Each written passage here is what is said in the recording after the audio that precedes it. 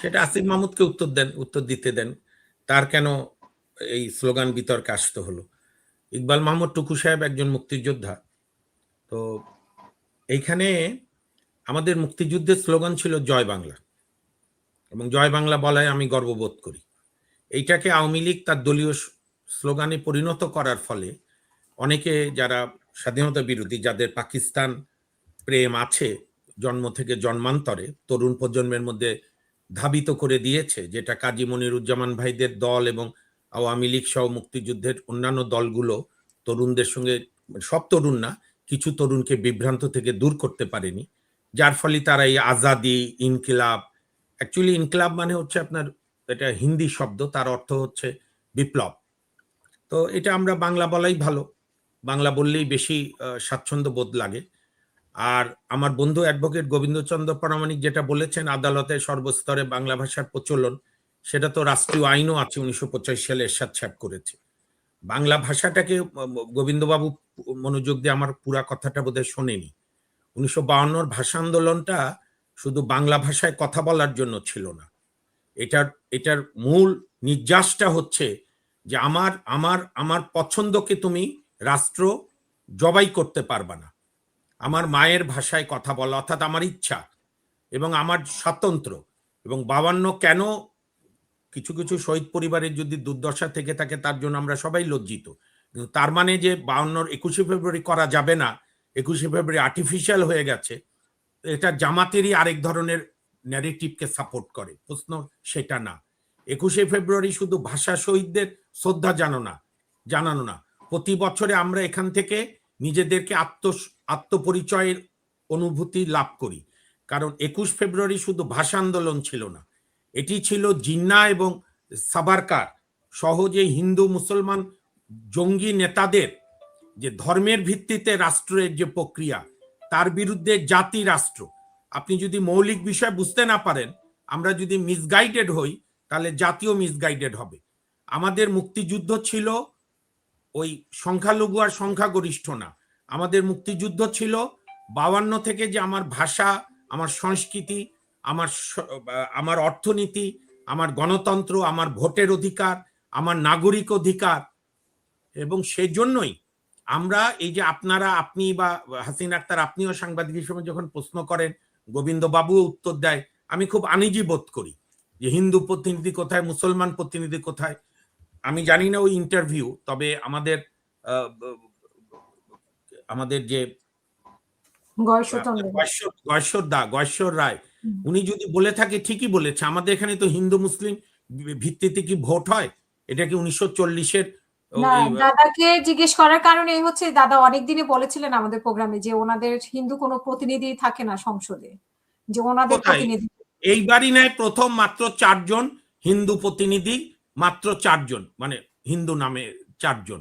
মহিলা সবচাইতে কম গত 25 বছরে। মনির ভাই খেয়াল করছেন কিনা?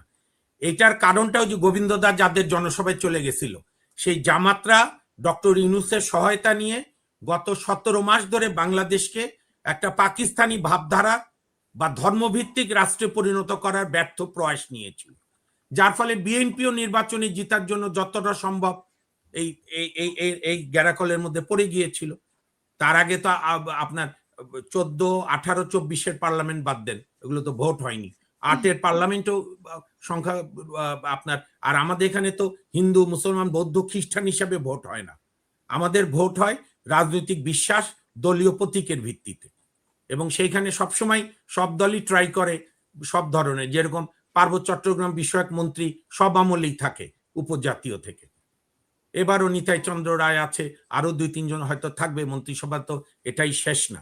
কিন্তু তার মানে আমি যে ধর্মভিত্তিক রাষ্ট্র, হাসিন আক্তার, আপনাকে আমি বিনয়ের সঙ্গে বলি, আমাদের বাংলাদেশ ধর্মের ভিত্তিতে স্বাধীন হয়নি।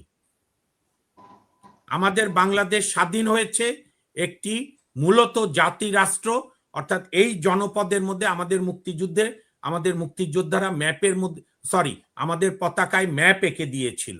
এই যে এই জনপদে যারাই আছেন, হিন্দু মুসলিম বৌদ্ধ খ্রিস্টান, এমন অনেক আছে ধর্ম মানে না, সবাই নাগরিক, সবাই তার সম অধিকার পাবে। যে ভদ্রলোক হিন্দু ধর্ম পালন করে, তার যদি মন্দিরে যেতে বাধা হয়, সেইটা রাষ্ট্র নিরাপদ করবে। যে বৌদ্ধ তার প্যাগোডায় যেতে অসুবিধা হলে, যে খ্রিস্টান তার গির্জায় যেতে অসুবিধা হলে, যে মুসলমান তার মসজিদে যেতে অসুবিধা হলে। এবং আমরা রাষ্ট্র কোনো ধর্মকে উৎসাহ দেবে না, কোনো ধর্ম বিরোধিতা করবে না।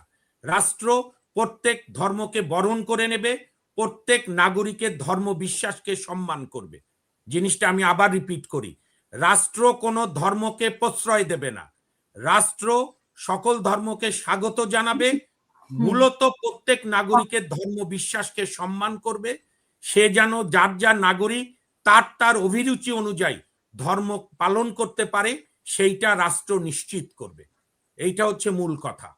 এবং এই কথা শুধু আমরা না, 1947-এর 15ই আগস্টের পরে, 14 এবং 15ই আগস্টের পরে আপনি ভারতের সংবিধান পড়ে দেখবেন, মনির ভাই নিশ্চয়ই পড়েছেন, গোবিন্দ দাও পড়েছেন, বা সাংবিধানিক বিতর্ক হয়েছিল ওখানে। 2.5 বছর ধরে তারা সংবিধান বিতর্ক করেছে, যেখানে এই যে আজকের ভারতের আরএসএস এবং বিজেপির পূর্ব পার্টি ভারতীয় জনসংঘ, যার নেতা ছিলেন এই আমাদের বাঙালিরই খুব নামকরা ব্যক্তি, কি নাম যেন গোবিন্দ দা? শ্যামাপ্রসাদ মুখার্জি।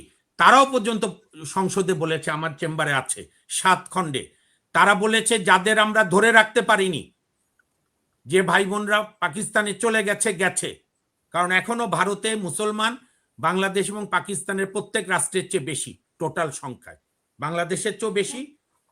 বাংলাদেশের সঙ্গে কম্পেয়ার করলে, পাকিস্তানের সঙ্গে কম্পেয়ার করলো ভারত, এবং ভারত পাকিস্তান সেইখানে তারা বলেছিল আসুন আমরা এমন একটা দেশ করি যে এখানে হিন্দু মুসলিম বৌদ্ধ খ্রিস্টান শান্তিপূর্ণভাবে বাস করবে, অর্থাৎ নেহেরু গান্ধী যে একটি অসাম্প্রদায়িক ভারত। আনফর্চুনেটলি সেই ভারত নরেন্দ্র মোদীর কট্টর সাম্প্রদায়িকতার ভারতে হয়েছে, যে কারণে ভারতের 74 বছর ইতিহাসে কোনো প্রধানমন্ত্রী প্রার্থী হয়ে অতীতে বলেনি যে তোমরা কংগ্রেসকে ভোট দিলে তোমরা হিন্দু মহিলাদের মঙ্গলসূত্র কেড়ে নিয়ে মুসলমানদের হাতে দেবে, তোমাদের গরু কেড়ে নিয়ে মুসলমানদের দেবে, মুসলমানরা গরু জবাই করবে, এবং এই যে গরুকে নিয়ে গবেষণা অতিরিক্ত, এই সবগুলোই ভারতের ন্যারেটিভ। ভারতের নরেন্দ্র মোদীর রাজনীতি সুবিধা হয় এইখানে বিজেপি, আপনার জামাত ইসলাম এবং এই যে মামনুল হকরা যে রাজনীতি করে, এই রাজনীতির ন্যারেটিভ নরেন্দ্র মোদীদের জন্য সুবিধা হয়।